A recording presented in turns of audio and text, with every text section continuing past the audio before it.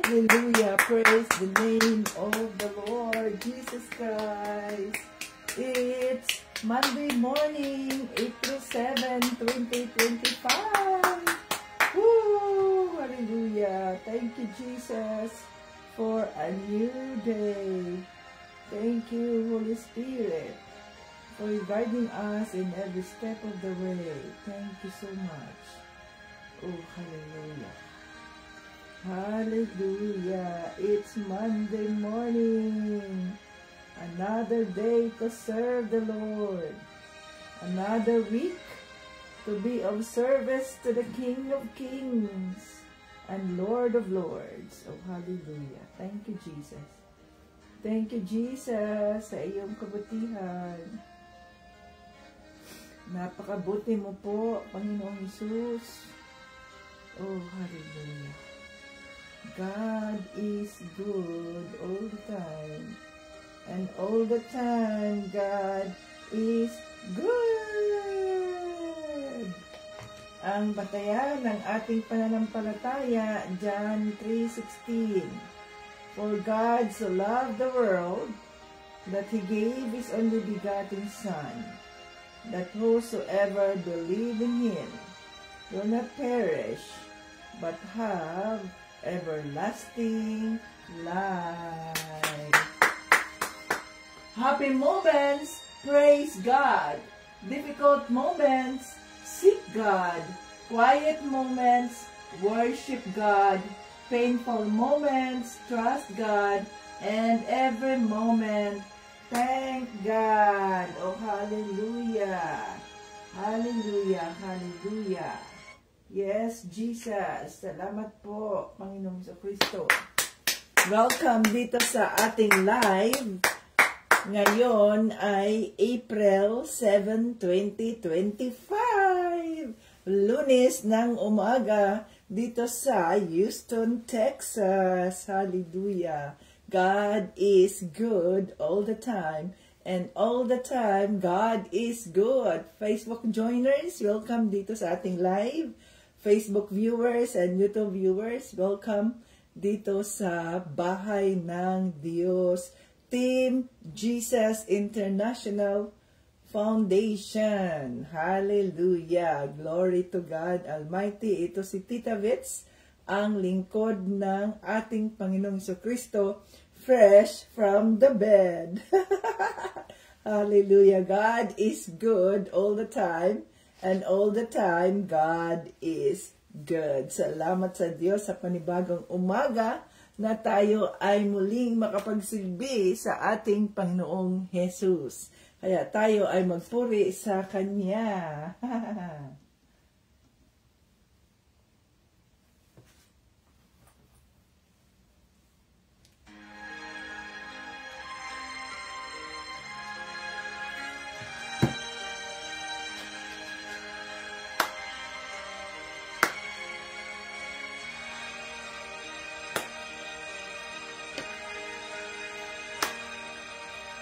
Pagising sa umaga, kay ganda, kay ganda, kay ganda ng mundong ginawa niya. Ngayon ko lang nakita ang ganda ng mundo. Salamat sa Diyos at ako'y binago.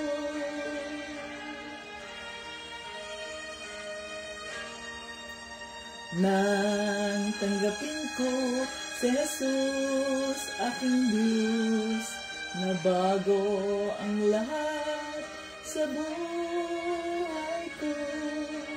Bagong ligaya ang nadarama, bagong pag-asa ang nakikita.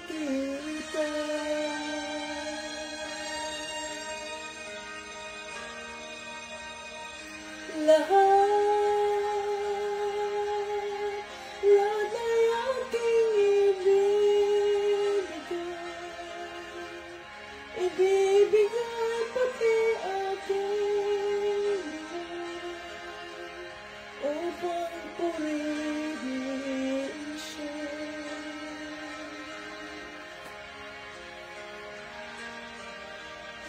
lahat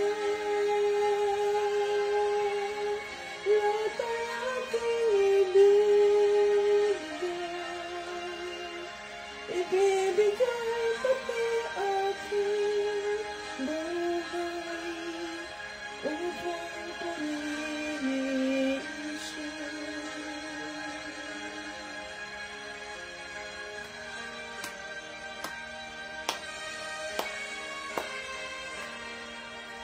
Nag-uumapaw ang aking saya, pagmamahal niya ang nadarama. Kay ganda ng buhay na nasa kanya, purihin ang Diyos, purihin si Jesus.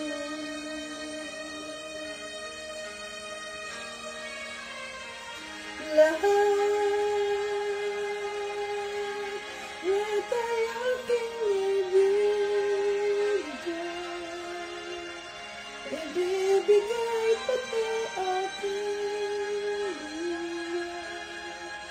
upang purihin siya.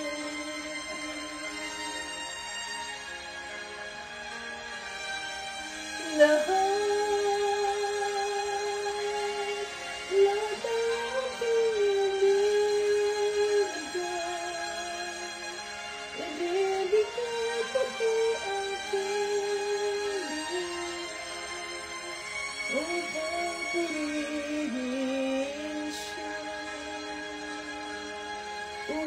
hallelujah, Lord Jesus. Sinasamba ka namin sa Espiritu at sa katotohanan. Ikaw ang Diyos na aming kinikilala. Ikaw ang Diyos na aming sinasamba. Walang iba na nararapat na kilalanin at sabahin sa buong sanlibutan kundi si Panginoong Jesucristo. Lahat ng dila ay magbibigkas. Lahat ng tuhod ay luluhod at sasamba sa pangalan ni Panginoong Jesucristo. Oh, hallelujah. Maraming salamat po, Panginoong Jesucristo, at isa kami sa mga pinili ng Diyos Ama upang magkaroon ng personal na relasyon sa inyo at mabago ang aming mga buhay. Oh, hallelujah. Mabigyan ng bagong pagkakataon, ng bagong pag-asa, na may pag-asa sa kabila ng anumang mga pagsubok sa buhay, sa kabila ng anumang kadilimang aming hinaharap, na maaring wala ng tila, wala ng katapusan. Subalit sa pamamagitan mo, Panginoong Jesucristo, nagkaroon kami ng pag-asa, nagkaroon kami ng buhay, oh hallelujah, at magkaroon kami ng buhay na walang hanggan, na kasama ka namin, Panginoong Jesus. Salamat po sa iyong banal na Espiritu na naging gabay namin sa araw-araw, 24/7, maging ang iyong mga bilyones na mga anghel na nag-iingat sa amin, maging sa aming mga pamilya, 24/7. Oh, hallelujah. We praise you, Lord Jesus. We thank you. Ayan, pakpakan natin ang ating Panginoong Jesucristo. Mga kating Jesus, ipakilala natin siya sa sanlibutan. Hindi tayo mahihiya sa kanyang kabutihan dahil sa pamamagitan ng kanyang sakripisyo, tayo ay nabigyan ng panibagong pagkakataon upang pagsilbihan ang Diyos Ama. Oh, hallelujah. Praise the Lord Jesus Christ. Thank you, Jesus. Holy Spirit, we welcome you in our midst today. Let's welcome the Holy Spirit. Come, Holy Spirit, I need you now. I need your anointing, come in your power. I love you, Holy Spirit. You captivated my soul. And every day I learn to love you more. Come, Holy Spirit, I need you now. I need your anointing, come in your power. I love you, Holy Spirit. You captivated my soul. And every day I learn to love you more.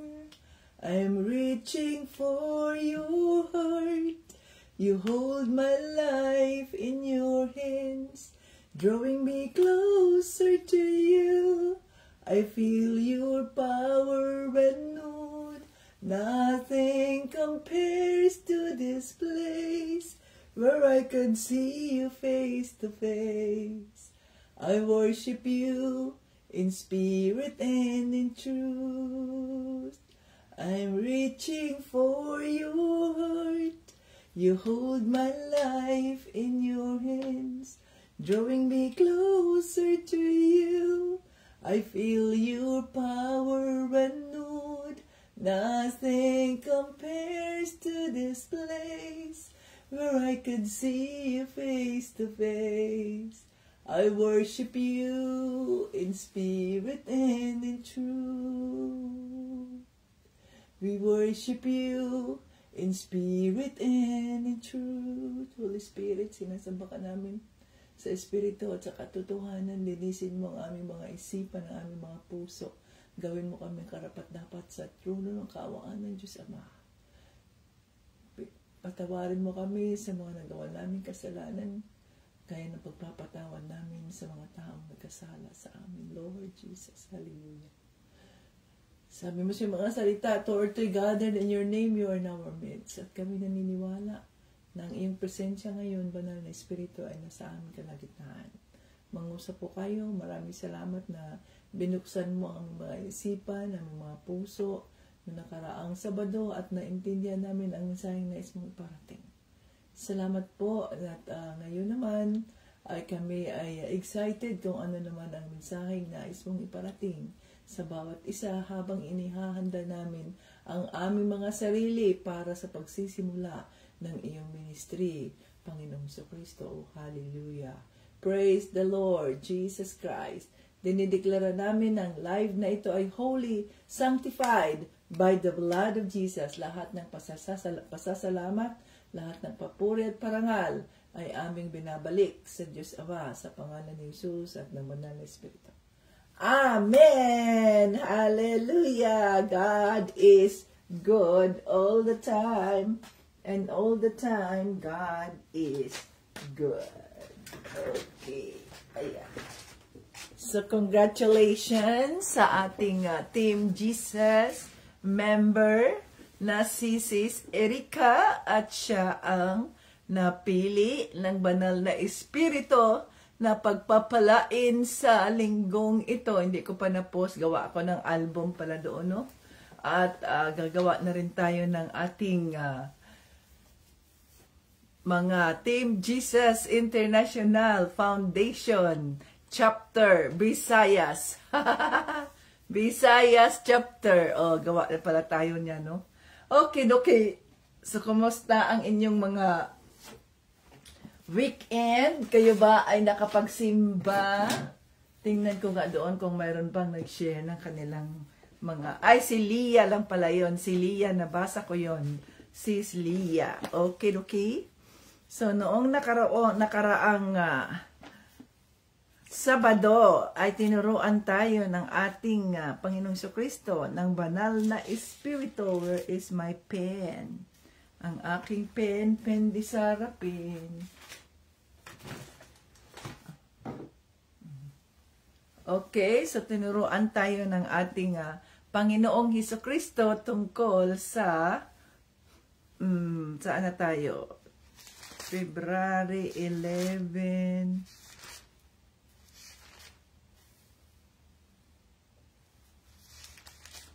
Second Corinto 4:5. 4:6. Dito tayo sa chapter 12 na tayo.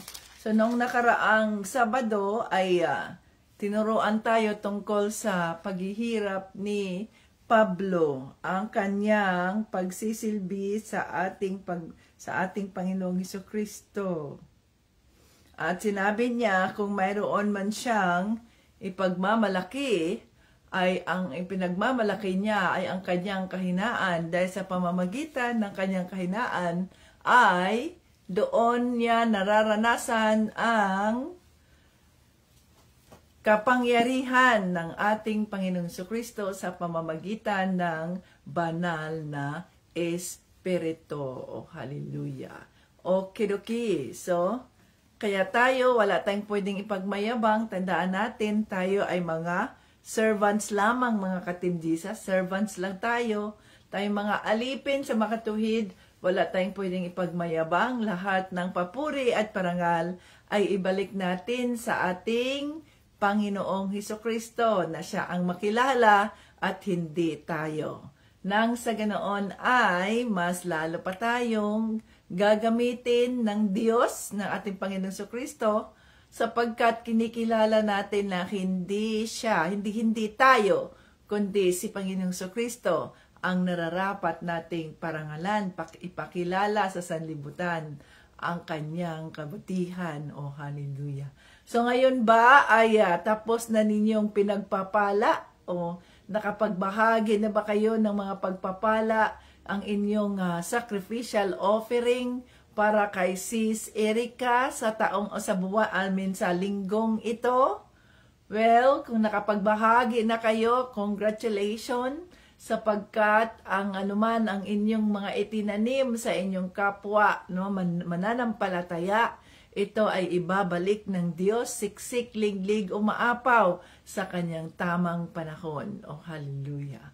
Ayan, glory to God. At nakapagbigay na kayo ng inyong 100 pesos na contingency fund for emergency purposes. Okay, to God be the glory for all provisions. So dito tayo sa chapter 12 ng 2 Corinthians.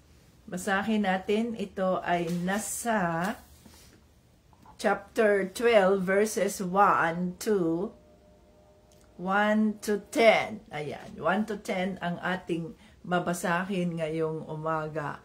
Ang mga ipinahayag ng Diyos kay Pablo. Okay, simulan na natin. Napilitan akong magmalaki kahit na alam kong wala akong mapapala dito. Sasabihin ko sa inyo ngayon ang mga ipinahayag at ipinakita sa akin ng Panginoon. May 14 na taon na ang nakaraan nang dalhin ako sa ikatlong langit. Kristiyano na ako noon. Hindi ko matiyak kung nasa katawan ako noon o nasa espiritual lamang. Ang Diyos lang ang nakakaalam. Ang tanging alam ko ay nakarating ako sa paraiso at narinig ko roon ang mga kamangha-manghang bagay na hindi kayang ipaliwanag at hindi dapat sabihin kahit kanino. Maipagmamalaki ko ang karanasan kong iyon, pero kung tungkol sa aking sarili, wala akong maipagmamalaki maliban sa aking mga kahinaan. At kung magmamalaki man ako, hindi ako magmimistulang hangal dahil totoo naman ang aking sasabihin.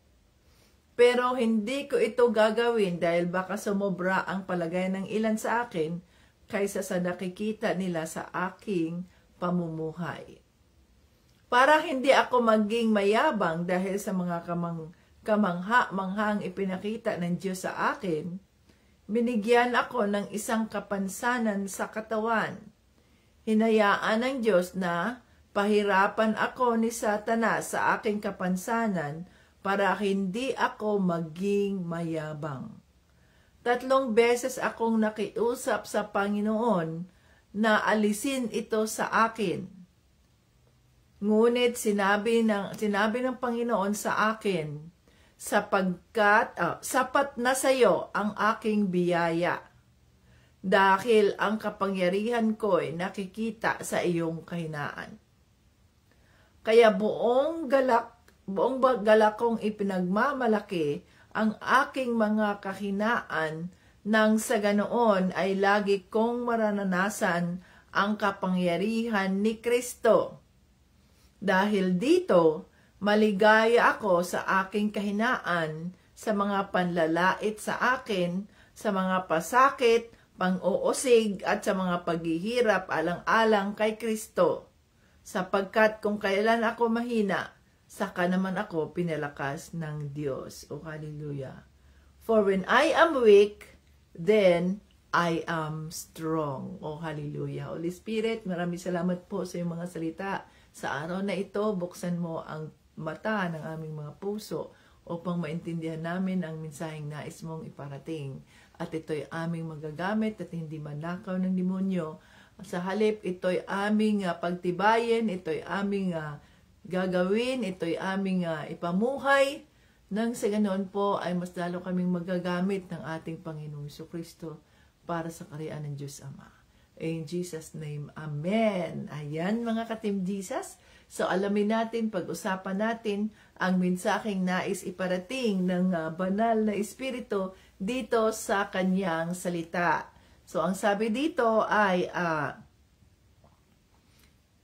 si Pablo, alam na natin na yung anointing ng banal na Espiritu ay nasa kanya. Kaya nga nakakaranas siya ng mga kamangha-manghang mga bagay na maaaring sabihin niya na ipinagmamalaki ko ito sapagkat ito naman ay kanyang naranasan.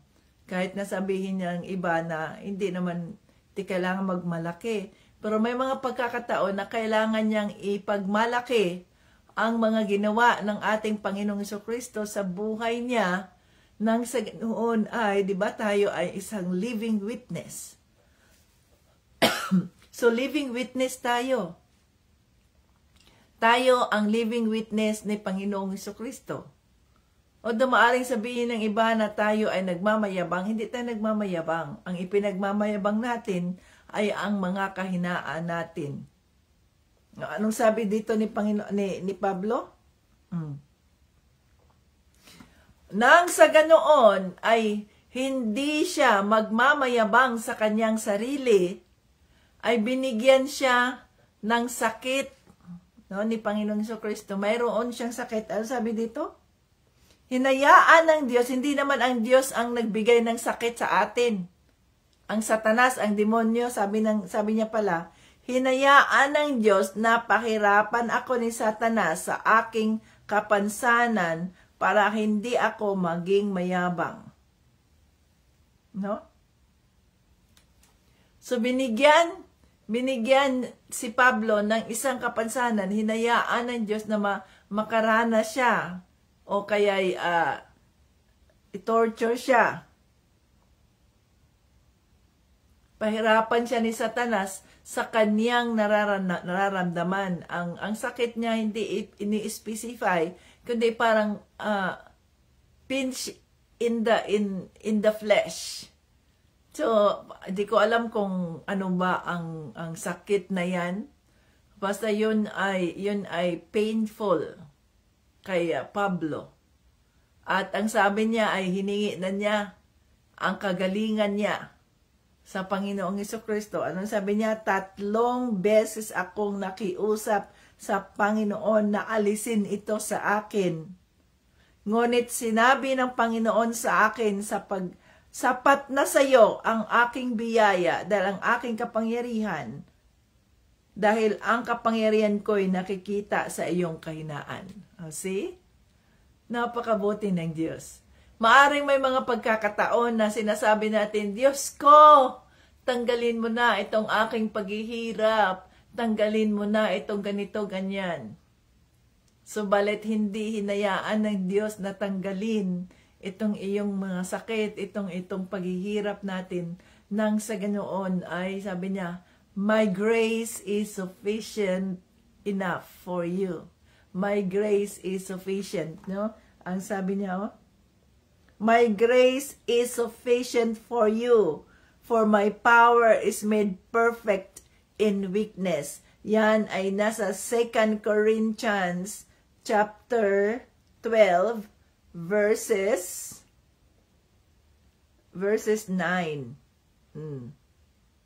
Therefore, I will boast all the more gladly about my weaknesses, so that Christ's power may rest on me.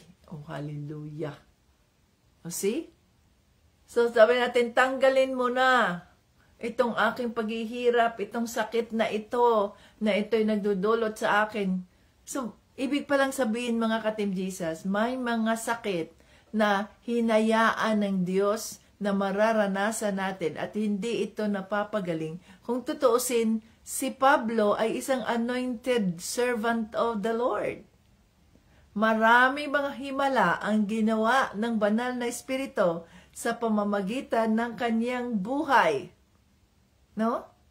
Subalit, hindi hinayaan ng Diyos na mapagaling siya doon sa sakit na yun. Bakit hindi hinayaan ng Diyos, ng Panginoong Kristo na mapagaling siya? Gayong siya nga ay isang isang anointed servant, apostle ni Kristo. Bakit hindi pinagaling? Sapagkat sa pamamagitan ng mga nararamdaman nating mga sakit or mga pagsubok sa buhay, mga ka-Team Jesus, mananatili tayong mapagkumbaba. Kasi kung wala tayong nararanasang mga problema, mga sitwasyon sa buhay, ang tao, likas sa tao yung pagiging mayabang. Yung pride ba? No? Yung, 'di ba, ang naging dahilan ng pag-fall, pagkalaglag ni Satanas, kundi yung kanyang pride. Kaya yun ang ibinigay niya sa tao, yung pride. Kaya nagmamayabang ang tao na ganito ako, ganyan ako, ganito ako. Pero kapag mayroon tayong nararanasang sitwasyon sa buhay, ano nangyayari? Mananatili ang ating mga paa sa lupa at patuloy tayong magpapakumbaba sa Diyos sa kanyang kaawaan. Anong sabi ni Panginoong Kristo? Ang sabi ni Pablo, 3 beses niyang inihingi na tanggalin ng Diyos, tanggalin ni Panginoong Kristo ang kanyang nararamdamang sakit. Subalit, ang sabi ni Panginoong Kristo, sapat ang aking kaawaan sa iyo. Sa iyong kahinaan, doon maipapakita ang aking kapangyarihan, no? 'Di ba? Kaya nga sa kahinaan natin, kung bilangin natin kung ilang beses tayo nalugmok, ilang beses tayo nangihina, ganoon din kadaming beses na tayo ay pinalalakas ng ating Panginoong Kristo. Upang sa ganoon, manatili tayong mapagkumbaba. Manatili tayong our foot is on the ground. Kasi kung everything will go well with us, wala tayong nararanasan ganyan, wala na. Bakit kailangan ko pa ang Diyos? Bakit kailangan ko pa si Kristo? Everything is well with me. Hindi ko kailangan ng Kristo-Kristo nyo dyan. Pero kapag mayroon tayong mga sitwasyon sa buhay, mga pagsubok sa buhay, mananatili tayong nakahawak kay Panginoong Kristo. Mananatili tayong hinihingi ang kanyang gabay, hinihingi ang kanyang kaawaan. Nananatili tayong humihingi ng gabay ng banal na espiritu. Diba? Diba? Yan kasi ang tendency ng tao. Kapag maayos ang lahat, parang hindi niya kailangan ang Diyos.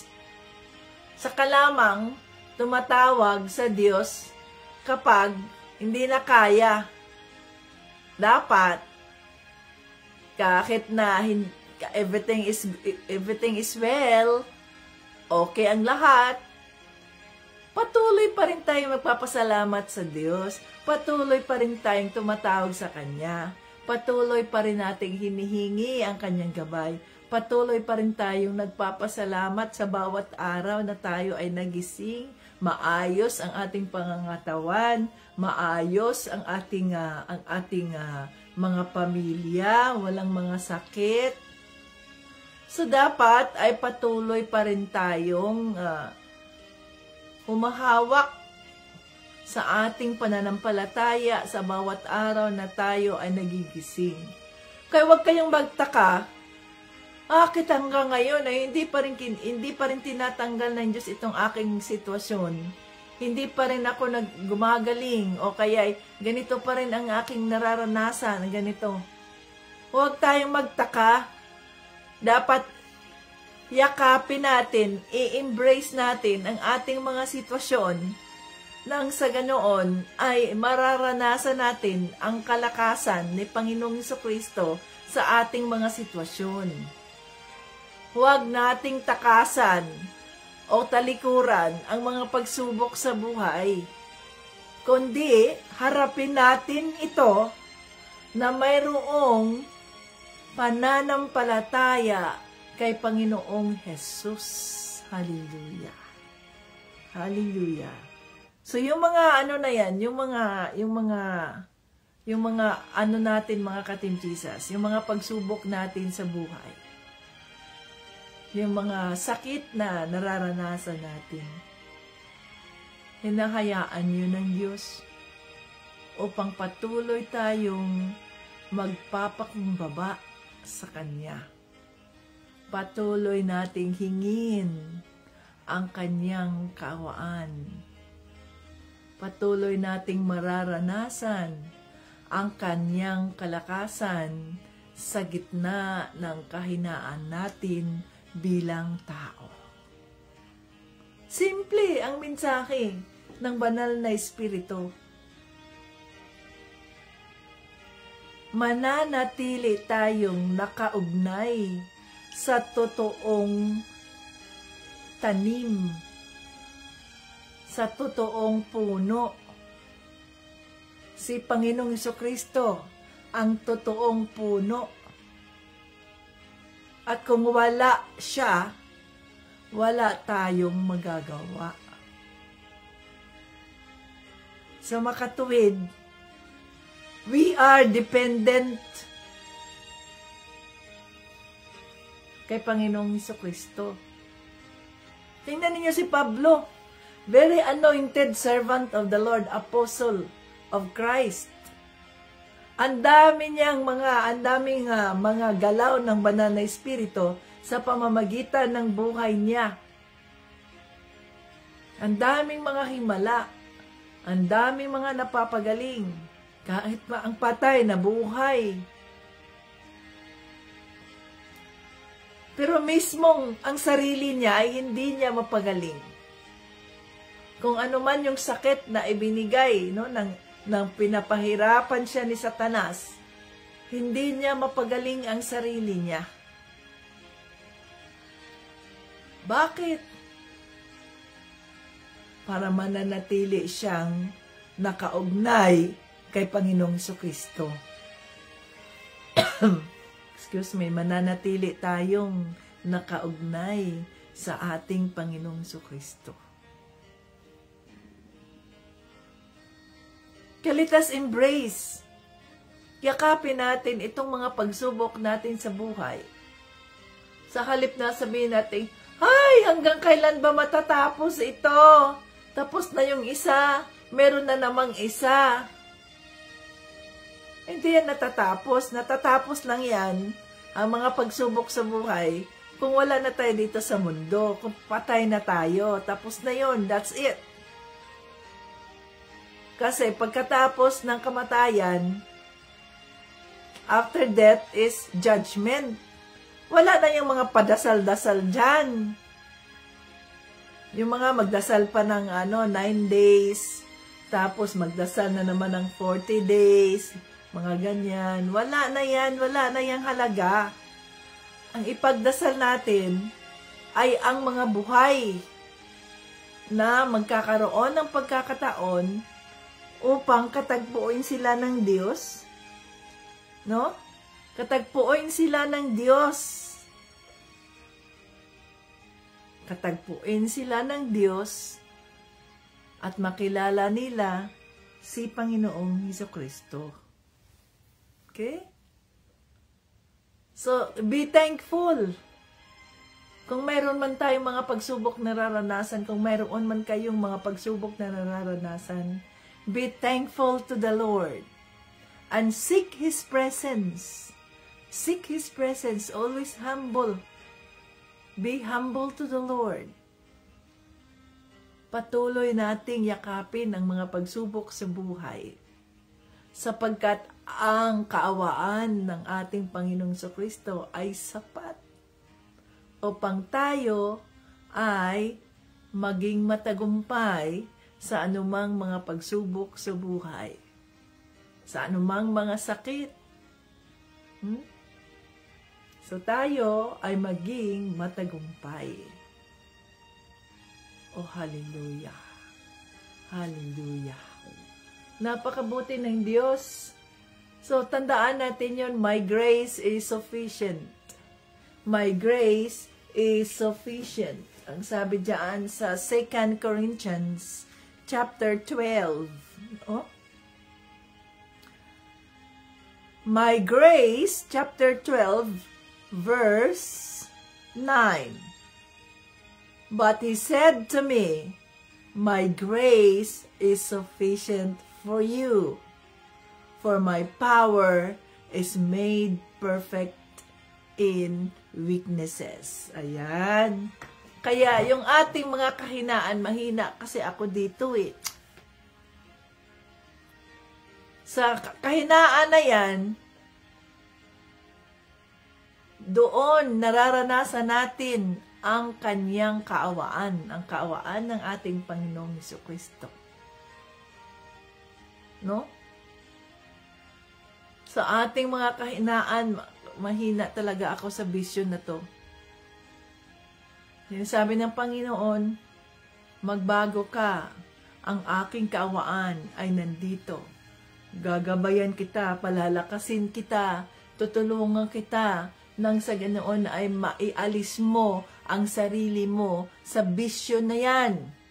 Maliban na lang if you take pleasure doon sa mga bisyon na yan. If you take pleasure doon sa mga addictions ninyo, addictions natin. Ay, gusto ko kasi ito. Paano? Hindi mo yan tatanggapin. You cannot acknowledge that it's your weakness. Kung you don't remorse on that. Ibig sabihin, you don't repent. Hindi mo pinagsisihan ang iyong mga ginagawa, ang ginawa mong ito. Itong aking kahinaan. Kahinaan ko kasi ito eh. Pero hindi mo pinagsisihan ng kahinaan na yan. Patuloy mong you took pleasure. Ibig sabihin nun ay, natutuwa ka doon sa ginagawa mo kahit mali. Natutuwa ka doon sa ginagawa mo kahit masama. Iba na yan, hindi yan. Ibang kwento, yan. Yun bang kahinaan natin? Ito ang pagsubok natin. At iniisip natin, I'm sorry Lord, nagkamali ako. Kaya natukso ako sa sitwasyon na ito kasi mahina ako. Tulungan mo ako, palakasin mo ako, para sa ganoon ay malampasan ko ang pagsubok na ito, mapatatag ang aking pananampalataya sa iyo. Ganon yun. Pero kung natutuwa ka naman sa addiction mo, nag-i-enjoy ka dyan sa ginagawa mong kasalanan, hindi yan yung sinasabi dito. Sabihin mo, okay lang, kainaan ko naman ito, okay lang kasi nandoon naman ang kaawaan ng Diyos. No, hindi yan. Hindi natin pwedeng abusuhin ang grace o ang kaawaan ng Diyos. Kailangan na magkaroon tayo ng repentance. Magkaroon tayo ng repentance. Itong kay Pablo, hindi man niya to gawa. Gawa to ng demonyo na hinayaan ng Diyos, ng ating Panginoong Jesucristo, na mangyari iyon sa kanya, nang sa ganoon ay sa pamamagitan ng sakit na yon ay manatili siyang nakatayo sa lupa. Manatili siyang nakaluhod sa trono ng kaawaan ng Diyos. Hindi siya magiging mayabang na akala mo, ang taas na ng lipad, kaya nga, let's set our foot on the ground. Na ibig sabihin nun, pag nasa ground tayo, patuloy tayong mapagkumbaba. Patuloy tayong hinihingi ang presensya, ang gabay ng banal na Espiritu. Kasi kung tayo ang sobrang taas na natin, wala na tayo sa ground. So, sobrang taas natin, akala mo, ay pinagmamalaki mo na yung sarili mo, akala mo ganito ka na, akala mo ganyan ka na, o, di ba, ang taas din ng bagsak mo. Kaya kailangan na manatili tayong nasa lupa. No? Ano man ang ating kahinaan, let's repent. Nang sa ganoon, mararanasan natin ang kaawaan ng ating Panginoong Jesucristo. Sapat na yun upang malampasan natin ang sitwasyon natin, malampasan natin ang pagsubok na yan. Na tayo ay lalabas na maging matagumpay because our God is victorious. Oh, hallelujah, Father God, in the name of Jesus. Maraming salamat po sa iyong kabutihan. Salamat at muli mo na naman kaming pinalakas. You motivated us, you encourage us, Holy Spirit, sa anumang mga paghihirap na aming nararanasan ngayon, maging anumang sakit ang aming nararanasan, Father God. Thank you for everything. Thank you sa lahat ng mga pagsubok na aming nararanasan sapagkat ang biyaya ni Panginoong Jesucristo sa amin, ang kanyang kaawaan ay sapat upang aming mapagtagumpayan ang mga kahinaan na ito. Maranasan namin ang kaawaan ni Panginoong Jesucristo at amin itong mapagtagumpayan. Lalabas kami na matagumpay sapagkat ikaw ang aming Diyos na sinasamba, Panginoong Jesucristo, ang Diyos na buhay at walang iba. Oh, hallelujah! Maraming salamat po. Maraming salamat po, Panginoong Jesucristo. Sino-sino man po sa ngayon yung nakikinig sa iyong mga salita, ang nangangailangan nito, Lord, comfort them. Assure them na ang iyong mga pangako ay hindi napapako, Panginoong Jesucristo. Ang iyong mga pangako ay nandiyan upang aming mararanasan ang iyong kaawaan. Oh, hallelujah. Hallelujah, hallelujah. Yes, Lord Jesus. Ano man po ang mga kahilingan ng iyong mga kaanakan, ano man po ang kanilang mga prayer request, Father God, let it happen according to your purpose and your glory in the name of Jesus. Thank you that nandito ka sa aming kalagitnaan, Banal na Espiritu. Thank you sapagkat natuto na naman kami sa iyong mga salita na sa aming mga nararanasang sakit, nararanasang pagsubok sa buhay. Hindi namin hinihiling na tanggalin mo itong mga pagsubok na ito. Subalit hinihiling namin na ikaw ang iyong kaawaan, ang aming mararanasan, sapagkat yun ang sabi mo sa iyong mga salita. In my weaknesses, I am strong, because Jesus is my strength. Oh, hallelujah. Woo! Hallelujah, Father God, in the name of Jesus, we love you, Lord Jesus, Holy Spirit, we love you. Thank you po. Thank you po sa iyong mensahe sa oras na ito na patuloy kaming magpapakumbaba sa trono ng kaawaan ni Panginoong Jesucristo at hindi kami magmamayabang, may pagmamalaki kung ano paman, kundi ang aming ipagmamalaki ay ang iyong kabutihan, ang iyong lakas, ang iyong mga pangakong hindi napapako, ang iyong mga pangako sa mga salita na mangyayari sa iyong tamang panahon. Oh, hallelujah, Father, thank you. Thank you, our Abba Father. Thank you po. Napakabuti niyo po. Thank you, Jesus. Oh, hallelujah. Gabayan mo ang bawat isa. Iparating mo ang mga mensaheng ito doon sa mga taong nangangailangan ng encouragement, lalo na sa mga tao, Lord, na nakakaranas sa mga pagsubok, nakakaranas ng kung ano-anong mga sakit, at tila nawala na ang kanilang mga pag-asa. Panginoong Jesucristo, iparating mo po sa kanila ang mensaheng ito. Na mabasa nila, marinig nila ang iyong mga salita, at ito ang magpapabago sa kanila. Oh, hallelujah. Praise the Lord. Jesus Christ, salamat po sa lahat ng pagsagot ng aming mga dasal. Salamat po. Itago mo ang iyong mga salita sa aming mga puso, nang sa ganoon ay hindi manakaw ng demonyo, at ito ang aming gabay upang magpapatuloy kami sa pagsilbi sa inyo, Panginoong Hesus. Salamat po. Lahat ng ito ay aming pinasasalamatan, aming ibinabalik ang papuri at parangal sa Diyos Ama, sa pangalan ni Jesucristo at ng banal na Espiritu. Amen! Hallelujah! Praise the Lord! Yahoo! O diba? Ang ganda, ang sarap na makinig sa salita ng Diyos. Glory to God. Nasa makatuwid mga ka-Team Jesus. Ano man ang ating nararanasang mga pagsubok, ano mang sakit, ang sakit na ito na hindi mo alam, at hindi ikaw ang gumawa, 'di ba? May mga sakit na di ko alam kung bakit may sakit ako. Wala naman itong mga walang diagnosis, ganito ganyan.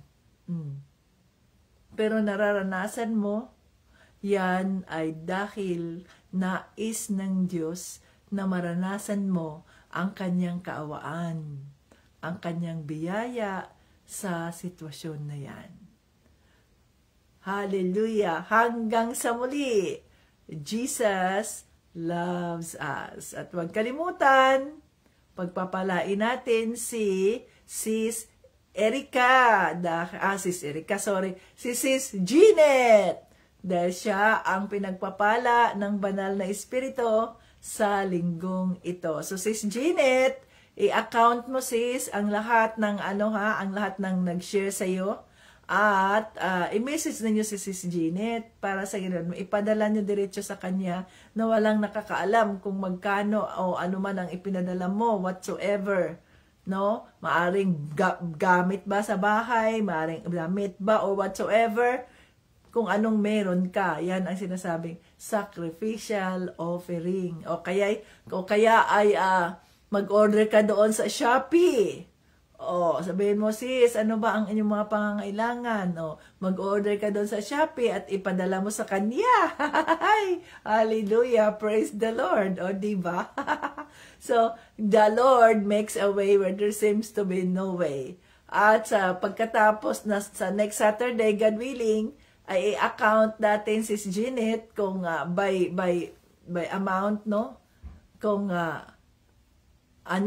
ilan, magkano lahat ang total na ibinigay ng ating Panginoong Jesucristo sa iyo sa buong linggo. At ipagdasal mo yung mga taong ginamit ng Diyos upang maibahagi o magkaroon sila ng sacrificial offering para sa iyo. No? Hanggang sa muli, sino naman kaya ang susunod na pagpapalain ng ating Panginoong Hesus? At kayo dyan, habang aayusin ko ang bawat chapter, kayo dyan, mga ka-Team Jesus, ay magplano na kayo dyan sa inyong mga sarili. Magplano, mag-message lang muna kayo ba? Kung saan kayo magkita-kita, kung kailan, para maiayos na natin ang ating mga pagkikita. So, every month, so ilang chapter ba kayo? Mayroong Mindanao. Ang Mindanao ay 2 chapter, no? Butuan, tapos Bukidnon, Hasaan, Bukidnon. Tapos sa Visayas may 2, no? Bohol at saka Leyte. Tapos sa Luzon may 1, so 5. So mag-umpisa tayo sa June, the Lord willing. June, July, August, September, October, 5 months, the Lord willing, na ang bawat buwan ay mayroong kayong i-schedule na ninyo yan na magkita-kita kayo.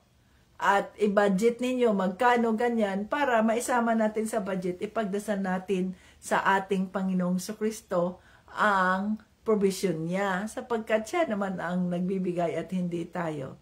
Tayo ay mga disipulo lamang, tayo ay mga instrumento lamang. To God be the glory for everything that He has done. Hanggang sa muli, excited kami na magkita-kita kayo dyan as the Holy Spirit provides. Okay? So, hanggang sa muli, Jesus loves us. Ano, Lisa? This coming Saturday, God willing, magkaroon po kami ng Bible study, cell group meeting dito sa bahay. Wow! Lisa, this coming Saturday? Sino mga kasama mo? Yung mga taga Leyte? Yay! Hallelujah! Praise the Lord! Sige nga, Lisa, at mag-ano kayo ng inyong snacks, o magpadala tayo ng snacks doon sa mga magbabible study para sa ganoon ay magkaroon sila ng pagkain habang sila ay nag-uusap-usap, nag-fellowship. God willing. So, yun na yun, no? Sampo lang yan, no? Kayo rin, magkita-kita kayo muna dyan saan kayo ano ba yan? Diyan lang sa mga bahay-bahay nyo muna ba? For the meantime, no? At lalabas kayo, iplano ninyo yan. Kung magkasama-sama kayo, iplano ninyo kung saan nyo gusto, magkano naman yung resort na yan, para kung huwag namang masyadong mahal. Yung affordable ba, pero maganda ang lugar. Yan. Para makapag-enjoy naman kayo. Ipagdasal natin lahat ng yan.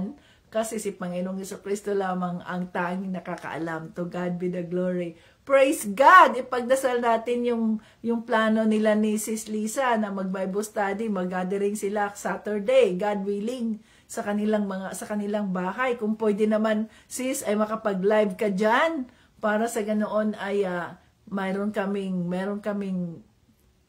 maging masaya kami, no, sa inyong pagiging sa live na gagawin ninyo. Oh, hallelujah. Praise God. Malaki ang space pala diyan sa kanila. Wow! Praise the Lord. So, pwede pa lang diyan mag-umpisa yung ano diyan, sis, ang ministry diyan sa bahay niyo, at i-rent lang natin yung bahay niyo. Oh, di ba? At ipagdasal tayo kung sino ang ipapadala ng banal na espiritu para makapag-umpisa ang ministry ng Diyos. To God be the glory in His perfect time. Thank you, Jesus. So, hanggang sa muli. So, exciting yun, no? So, patuloy tayong magpapakumbaba at huwag tayong magmayabang, mga ka-Team Jesus. Dapat ay lang tayo. Patuloy tayong magpapakumbaba at kilalanin natin na lahat ng ito ay galaw ng banal na espiritu at isang malaking pribilehiyo na isa tayo sa kasama doon. Ay, hallelujah! Praise the Lord Jesus Christ. Thank you, Jesus. Okay, hanggang sa muli. Jesus loves us. Bye-bye.